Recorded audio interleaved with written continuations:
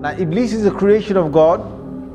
Iblis is a creation of God. Iblis is a jinn. Iblis is, he's made of fire, which the Quran talks again in several places that he's made of fire. But where did Iblis come from? And were there the likes of Iblis before? So the Mufassirun have commented. Again, this is based on those narrations that I talked about earlier. And what Allah Azza wa Jal did is that He created a whole creation of jinns that were on the earth. And this you will find in many of the early Mufassirun have commented on this. He created them on the earth and they had got taklif. Now what is taklif? Taklif is that God's now given them a responsibility to recognize Him. Now when Allah gives responsibility to creation, He will send messengers. So what Allah did is that He sent jinn messengers. So before there was human messengers, before Adam alayhi salam, who was the first human messenger, there were many jinn messengers that Allah Azza wa Jal sent to them. Now the jinns are made of fire, and the jinns, one of the things they have inside, being fiery is that you're angry and you're hasty, you're fast, you're very powerful.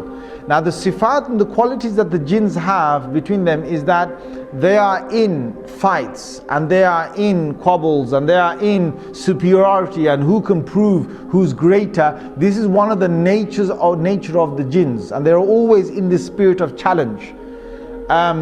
Now there are good jinns. Allah Azza wa Jal has said that in Surah Jinn itself. He's talked about two different groups of jinns, and He said the salihun, and there's those who are pious and those who are not pious. Now the ones that were on the earth were both types, and messengers came down. But the messengers in the many numbers were killed by the jinns on the earth.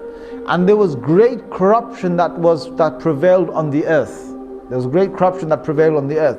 Now there was one notable jinn that was very pious. Iblis, being who he was a good jinn, and he started to worship God to the extent, because jinns could fly, and jinns could go through many of the heavens. They could go up and down. They didn't have to stay on the earth. They could travel up. It was only when Rasulullah sallallahu alaihi wasallam came that they were trapped within this first universe. This is clear from the Quran. This in Surah Safat you will find this. In Surah Jinn you will find this. That Allah did not allow them to go beyond the first heaven, or the first heaven meaning the end of this universe. They can't go past that after Rasulullah sallallahu alaihi wasallam became a prophet.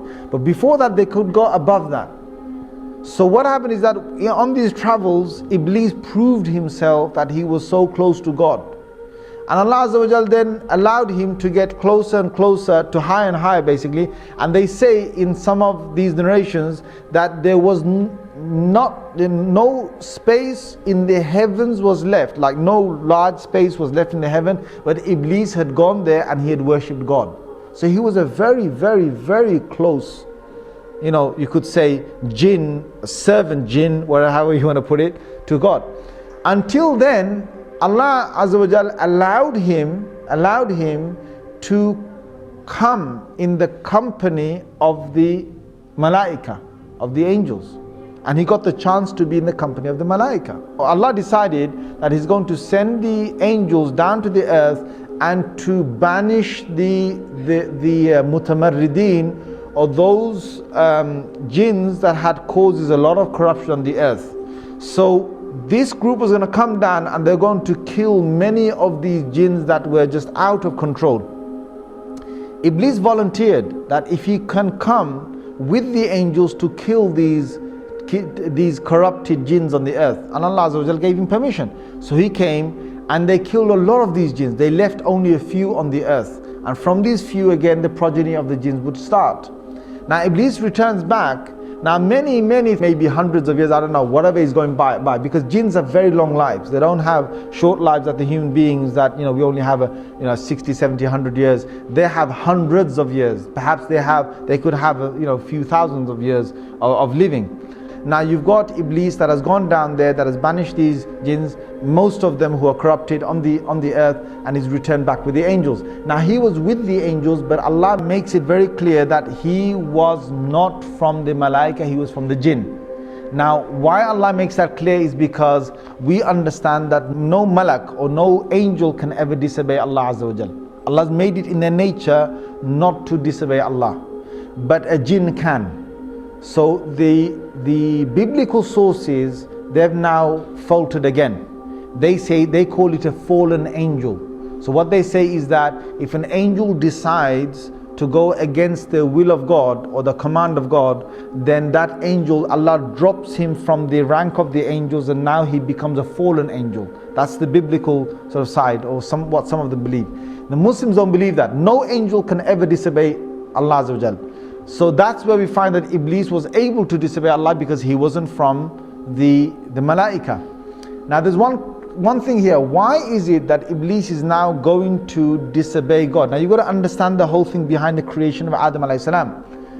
Suddenly Allah reveals to the angels and he says, I am about to make on the earth a Khalifa, or someone who will take command, second in charge, or someone who will rule again, reign after the last reigning. I'm about to make a Khalifa on the earth. Now when Allah said that, Iblis got really happy, right? He must have got really happy. And you know why? Because Iblis knows that the angels are not the ones who are going to rule the earth. If there's anyone, there's going to be the creation from the jinns. Allah's going to now make a Khalifa perhaps from the jinns. But Allah's decision wasn't that He's going to make a Khalifa or a vicegerent from the jinns. His decision now was that He's going to create this new creation. Now this shocked Iblis, because all these years that Iblis had worshipped Allah and had been so good was because he wanted power, he wanted prestige, he wanted to be in charge on the earth, he wanted to be, come back on the earth, and he's going to be sent perhaps as a messenger, or he's going to be sent with a new command of God on the earth, or he's going to be in charge of the jinns on the earth. There's something beautiful that's going to come for Iblis, something that he had a big glimmer and a big hope in, and all that was getting crushed now with this new creation. Now who is this new creation?